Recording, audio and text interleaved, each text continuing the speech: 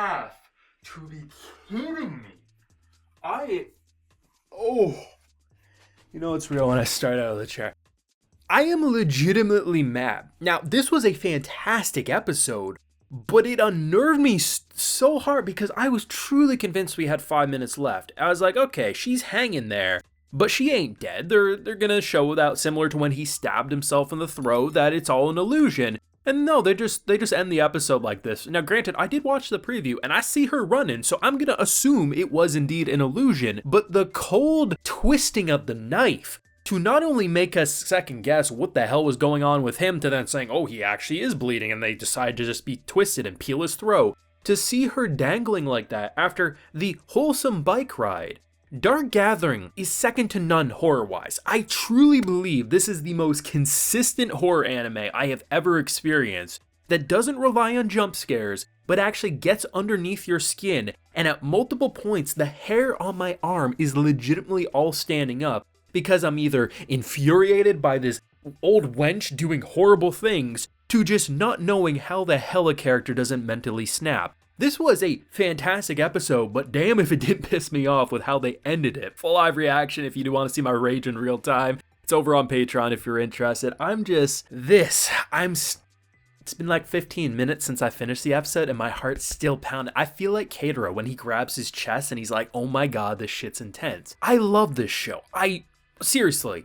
It's like Mushoku Tensei and then Dark Gathering for me, like that's like the order of like what I enjoyed the most this anime season. And this show, I am once again so thankful that it's not over in an episode or two and we got 2 cores of this bad boy, because the way they handled the horror of this episode was so intelligently done. Because the idea of, once again, another interesting ghost story, basically warriors, invaders, the village, and the suicide, everything that happened. It's a tragic story for a ghost tale. And then seeing their spirits linger, we're running past, trying not to look at them. That's a all well and good horror story.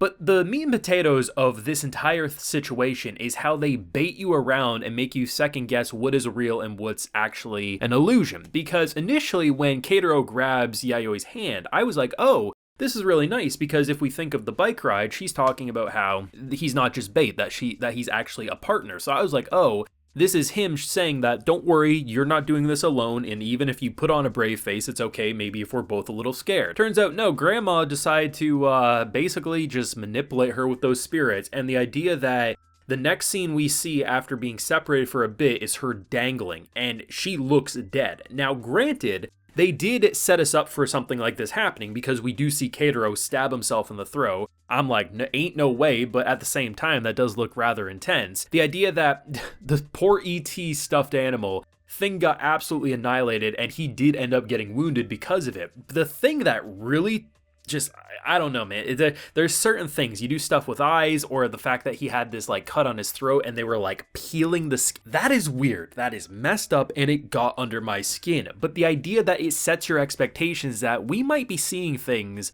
that aren't real, but to these characters mentally is actually happening, like being stabbed in the throat or potentially being hung. At the same time, she could really be dangling there and there's a way to get out of it. I don't know.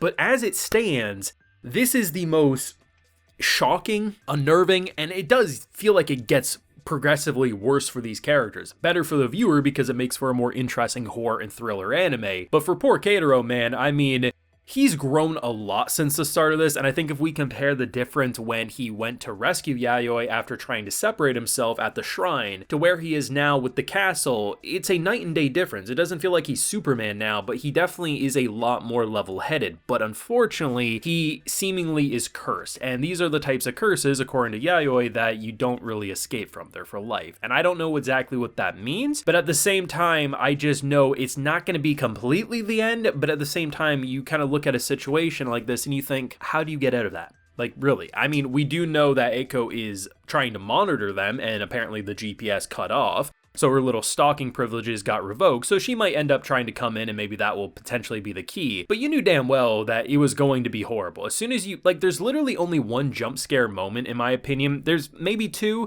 you could argue, because there's this one point where it's like, kind of similar to the god in the previous episode, kind of like sneaks up underneath Keitaro. But that didn't really feel like a jump scare. The only one that kind of did was the initial moment with old Betty popping up, and I mean, it looks like she doesn't have her teeth in, and she gave me some Stranger Danger vibes. And when she started licking her lips and looking at this child, I was like, where the hell is Chris Hansen when we need him? But I digress. The fact that this episode and the show in general is legitimately spooky, not because of, look at that. Oh, look at that.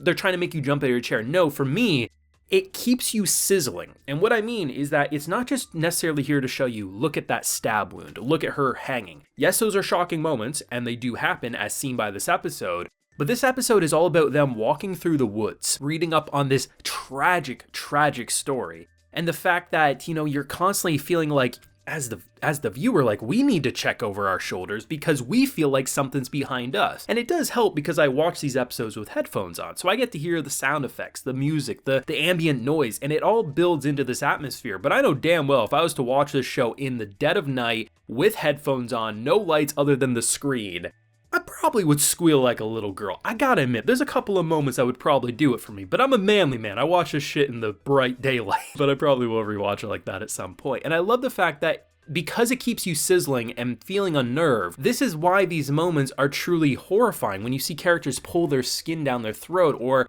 these just really creepy imagery, it's just such a carefully crafted show.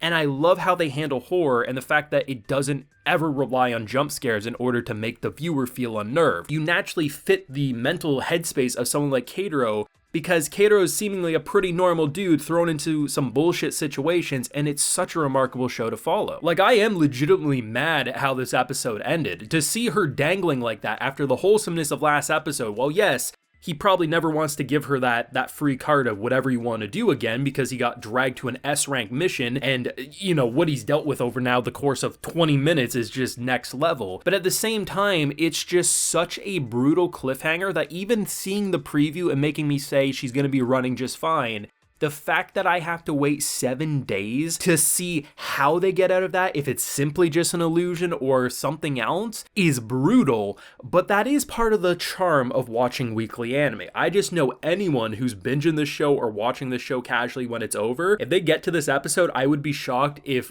a majority didn't immediately click next episode, because there ain't no way you leave off an episode that ends like this. The more I watch of Dark Gathering, the more I love it, and I legit think at this point, after seeing now 11 episodes, it is the most consistent, refreshing, and thought out horror anime that I have personally seen, and this to me is the new bar for horror anime. I'm throwing that out there. There's other ones that I have enjoyed and loved, but this one, it clicks for me and feels like it was written and directed directly for me, and I love that. But let me know what you thought down below, and if the cliffhanger boiled your blood like it did mine, let me know. Leave a like if you enjoyed, subscribe if you're new around here, of course ring that bell so you can get notified when I upload more videos to the channel, and like I mentioned, we do have a full live reaction over on my Patreon, and hey, while you're there, you'll also get a video shout out like Mr. Yock, Nate Lowry, Nathan Semichuk, Nick, Nolan Burke, and Nolan Palmer are getting today. So I appreciate the support, everyone. Please take care and have a good one.